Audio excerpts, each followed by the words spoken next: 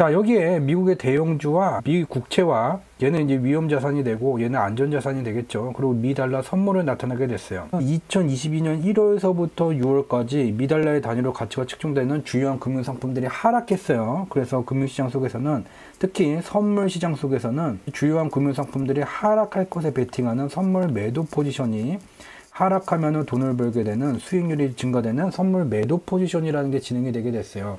선물 매도 포지션의 수익 실현 기간이 1월부터 6월까지 진행이 되게 됐고, 미달러의 단위로 가치가 측정되는 상품들은 이와 같이 하락하는 현상이 나타나게 됐죠. 근데 1월서부터 6월까지 하락폭이 2020년 3월과 동등 수준으로, 2020년 3월은 코로나19 감염 확산으로 미국 경제가 멈춰서자 금융시장에 폭락 현상이 나타났었던 그 하락폭과 동등 수준까지 진행이 됐다는 거죠.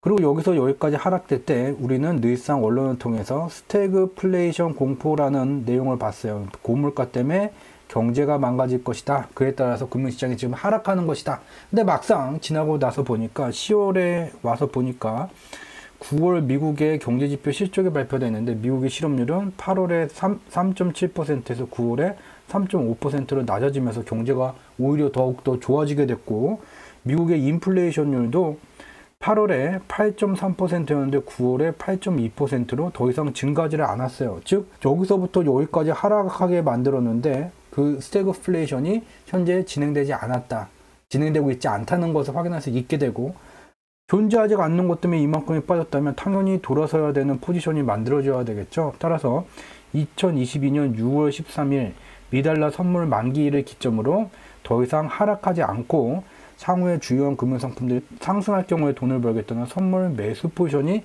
구축됐어요. 6월, 7월, 8월, 9월, 10월이 됐죠.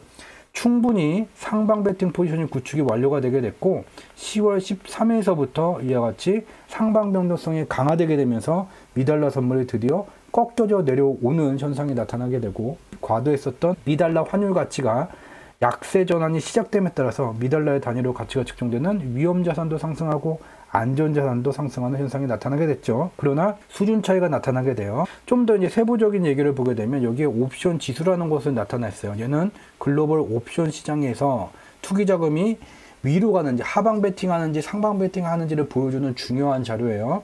자, 예를 들면은 이와 같이 옵션 지수가 파란 선을 향해서 다가가게 되면 주요한 투기 자금들은 주요한 금융상품들이 하락하면 돈을 벌겠다는 하방 베팅을 지금 갖추고 있는 거죠. 그렇게 되면 뭐예요? 대형주도 하락하고, 대형주가 하락하게 되니 안전자산은 반대로 상승하게 되죠. 여기 투기자금이 이 빨간 선을 향해서 다가가죠. 이거는 상방 베팅이에요. 주요한 금융상품들이 상승할 것에 베팅하는 거죠. 그러면 뭐예요? 주식시장은 상승하니까, 주식시장이 상승되게 되니까 반대로 안전자산은 하락하는 현상이 나타나게 돼요. 이와 같이 시장에서 위험자산을 선호하면 안전자산이 하락하고, 위험자산을 선호하지 않으면 안전자산이 상승하는 이와 같은 현상이 역외관계로 진행되어져 왔죠. 자, 그리고 보게 되면 2022년 1월이에요. 다시 투기자금이 어디로 가요? 하방 베팅. 주식시장 하락하면 돈 벌 거야 라는 포지션을 갖췄어요. 그럼 뭐예요? 주식시장이 하락해요. 그러면 안전자산이 상승해야 되는데 앞에서 봤었죠. 미달러 선물이 너무 과도할 정도로 상승하게 되니까 미달러의 단위로 측정되는 위험자산도 하락하고 안전자산도 하락하는 비정상적인 금융시장 조건이 갖춰지게 됐죠. 근데 지금을 보게 되면 옵션 지수가 지금 파란 선에서 빨간 선을 향해서 이동하게 되죠. 즉 하방 포지션을 포기하고 상방 포지션으로 이동되고 있는 것을 볼 수가 있게 되죠. 이렇게 되면 뭐 위험자산이 상승할 수뿐이 없고 안전자산은 내려와야 되죠. 비정상적인 조건이 지금 정상화가 되어가고 있다는 것을 확인해 볼 수가 있게 되죠. 나스닥에 있는 빅테크들이 시장의 예상치를 하회하는 실적을 발표하게 됐다. 그래서 시장은 시가총액 큰 것들이 하락하게 되면 더 이상 재미가 없을 것이다. 얘가 이제 시장 지도예요. 연두색 선은 플러스를 의미하고 빨간색 선은 마이너스를 의미해요. 대한민국과 틀려요. 자, 보게 되면 여기 네모박스 큰 것들은 다른 종목들보다 시가총액이 더 크다는 거예요. 얘네만 눌려져 있고 나머지들은 플러스로 다 나타나는 현상이 나타나게 되죠. 즉, 이 그림을 좀 더 쉽게 설명을 하면 대형주를 눌러서 상승세를 누르지만 시장의 실질 분위기는 상승세다 라는 것을 알 수가 있어요.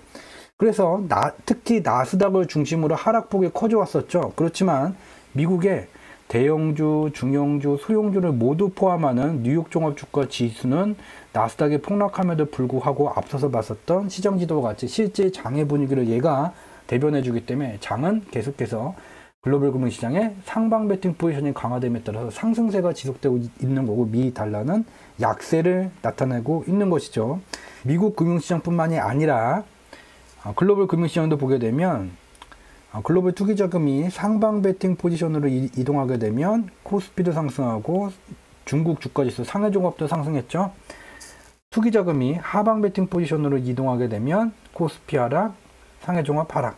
상방 베팅 포지션이 강화되는, 즉 투기자금이 상방 포지션으로 이동됨에 따라서 코스피도 빠졌던 게 올라서고 상해종합도 하락세가 진정되는 현상이 동시에 나타나고 있다는 거죠. 고맙습니다.